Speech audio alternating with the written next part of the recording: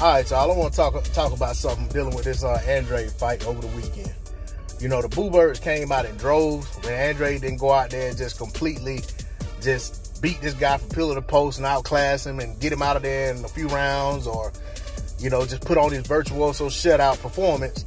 The Boo Birds came out in droves, overly criticized the guy, in my opinion, and really just, you know, came out with the usual statements. He's doo-doo, he's trash, he ain't nothing, he's a hype job, he don't have any good wins anyway, who's he ever beat?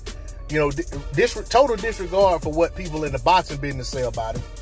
And the crazy thing is, a lot of these people are the same people who are high on Luis Ortiz because of his skill set, not necessarily because of his opponents, but also because of what people in the industry say about him. People who have been in the fight game for a long time, and they're high praise of the guy. So in that regard, when it comes to Demetrius Andrade, that doesn't hold weight. But the crazy thing is, I can understand a guy like Sean Porter criticizing Demetrius Andrade because he's always high on him.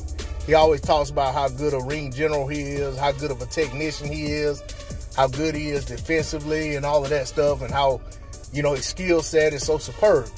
So I can understand him being disappointed and saying that just didn't look like what he expects from Demetrius Andrade. But for the people who are already critical of him, why are y'all talking as if that's some kind of moral victory for you because you didn't feel like he went out there and put on his usual performance? Well, his usual performance shouldn't be impressive to you because the guy isn't an impressive fighter. And then the other thing is, you guys who are so critical of Andrade are the same ones who ran to defense for Erol Spence Jr. when Demetrius Andrade said, since you're in my business, and I'm paraphrasing, but if you're in my business, you could come up to 160 and you could get this smoke. And y'all came out talking about he was too big for Spence and he this, that, and the other. But what him being big has to do with it? And, you know, because that guy has a title. That will be a legacy-defining fight for Erol Spence Jr.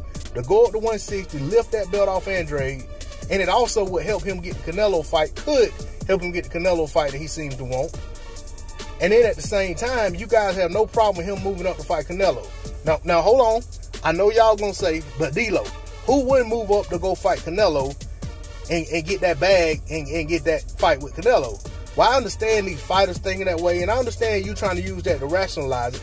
But at the end of the day, if the guy is just food, why wouldn't Spence be willing to move up to go get him? And why wasn't Spence even able to respond before y'all ran out trying to run interference to make sure it didn't happen?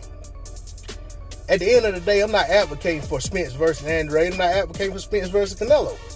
But you have no problem with him fight Canelo, who is supposed to be a better fighter than Andrade. He's supposed to be pound for pound number one, or around number one.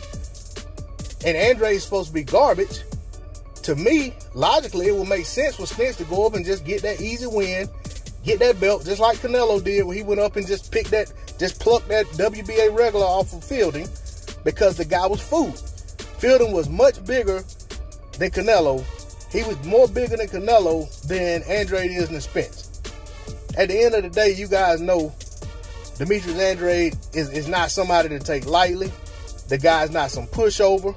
And it's not as if the guy hasn't been calling out the best fighters in his division. It's not like he hadn't been trying to get the Billy Joe Saunders fight. It's not like he didn't sign to fight Saunders, and Saunders messed the fight up. It's not like he hadn't been trying to get the Canelo fight, the Charlo fight.